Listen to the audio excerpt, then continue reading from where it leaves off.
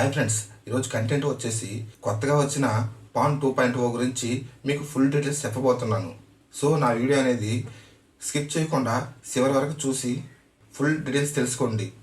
So ఈ pan గురించి విధి విధానాలు, కొత్తగా పాన్ 2.0లో ఏ ఫీచర్స్ వచ్చాయి, మీరు కొత్త పాన్ కార్డు అప్లై చేసుకోవాలా, ఒకవేళ అప్లై చేసుకో ఉంటే పాత కార్డు వాళ్ళ పరిస్థితి ఏంటి, లేదా ఈ పాన్ కార్డ్ 2.0కి అప్లై చేసుకుంటే ఛార్జెస్ ఏమైనా అవుతాయా, దీని గురించి మనం కొంచెం డీటెయిల్గా చెప్పుకుందాం. సో ఈ పాన్ కార్డ్ 2.0ని మన కేంద్ర ప్రభుత్వం ప్రధానమంత్రి అయిన శ్రీ నరేంద్ర మోడీ గారు the cabinet committee and economics affairs ఈ పాన్ కార్డ్ 2.0 అప్రూవల్ చేయడం జరిగింది. అసలు ఈ పాన్ కార్డ్ 2.0 అంటే అసలు ఏంది? Unique tax payer auditing number అని అంటారు. ఈ పాన్ కార్డ్ అనేది 1972లో ఈ పాన్ కార్డ్ అనేది అప్రూవ్ చేయబడింది. ఇప్పటి వరకు 74 కోట్ల పైగా ఈ పాన్ కార్డు ఇష్యూ చేయడం జరిగింది. మీ దగ్గర ఉన్న ప్రస్తుతం పాన్ కార్డు కూడా కొత్తగా అప్డేట్ చేసుకోవచ్చు పాన్ 2.0గా. గతంలో ఉన్న పాన్ కార్డుకి క్యూఆర్ కోడ్ ఉండేది కాదు. ఇది వచ్చేసి 2017 నుంచి పాన్ కార్డు క్యూఆర్ కోడ్ వస్తున్నాయి. ప్రస్తుతం ఇష్యూ చేస్తున్న పాన్ కార్డుకి ఇలాంటి బార్ కోడ్లు అనేవి 2.0లో అప్డేట్ చేయడం జరిగింది. ఇలాంటి బార్ కోడ్తో కొత్త పాన్ 2.0లో కొత్త అప్డేట్స్ రాబోతున్నాయి.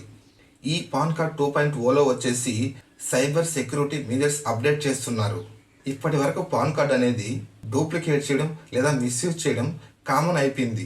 ఎందుకంటే వాళ్ళ పేరు మీద లోన్స్ కానీ క్రెడిట్ కార్డ్ కానీ తీసుకునే అవకాశం ఉంది కాబట్టి. సో మీరు గతంలో చూసి ఉంటారు, వేరే వాళ్ళ పాన్ కార్డు మీద లోన్స్ కానీ క్రెడిట్ కార్డు కానీ ఇలా తీసుకుంటూ ఉంటారు. సో ఇలా చూసుకుంటే రోజు ఫ్రాడ్ జరుగుతూనే ఉంటాయి. దానికి చెక్ పెట్టాలని చెప్పేసి ఈ పాన్ కార్డ్ 2.0 అనేది ప్రవేశపెట్టడం జరిగింది. ఈ పాన్ 2.0 మీద క్యూఆర్ కోడ్ ఉంటుంది. దాన్ని స్కాన్ చేసినప్పుడు మన డీటెయిల్స్ రావడం జరుగుతుంది. కానీ మన డీటెయిల్స్ అనేటివి ఎన్క్రిప్ట్ అయి ఉంటాయి. వేరే వాళ్ళు అంత ఈజీగా యాక్సెస్ చేసే అవకాశం ఉండదు. ఎగ్జాంపుల్కి బ్యాంకు వారు కానీ ఇన్సూరెన్స్ వారు కానీ మనం వాళ్ళకి డీటెయిల్స్ ఇస్తాం కాబట్టి మనం ఇచ్చిన డేటాను బ్యాంకు వాళ్ళు మనం ఇచ్చిన డేటాను వేరే వాళ్ళ దగ్గరికి వెళ్లకుండా ప్రాపర్గా స్టోర్ చేసుకునే విధంగా ఈ పాన్ 2.0 అనేది ప్రవేశపెట్టడం జరిగింది. సో చిన్న వ్యాపారం నుంచి పెద్ద వ్యాపారం దాకా ఈ పాన్ 2.0 అనేది చాలా ఉపయోగపడుతుంది. లావాదేవీలకు కావచ్చు, లేదా ట్రాన్సాక్షన్ కావచ్చు, అలాంటివన్నీ మీకు బాగా యూజ్ అవుతుంది. మీ డీటెయిల్స్ కోసం పేపర్లెస్ వర్క్ తీసుకురావాలనేదే ఈ పాన్ 2.0 ఉద్దేశం. సో మీ బ్యాంక్ నుంచి జరిగే ట్రాన్సాక్షన్ని చాలా సెక్యూరిటీగా ఉంచడం జరుగుతుంది. సో మీ ట్రాన్సాక్షన్ జరిగేటప్పుడు సైబర్ నేరస్తుల నుంచి చాలా సెక్యూరిటీగా ఉంచడం జరుగుతుంది మీ డేటాని. సో మీ పాన్ కార్డుకి సంబంధించిన ఏమైనా డౌట్లు ఉంటే హెల్ప్ లైన్ నెంబర్ ఇవ్వడం కూడా జరిగింది. సో మీకు ఆల్రెడీ కానీ పాన్ కార్డు ఉంటే కొత్తగా మీరు అనేది పాన్ కార్డ్ చేసుకోవాల్సిన అవసరం లేదు.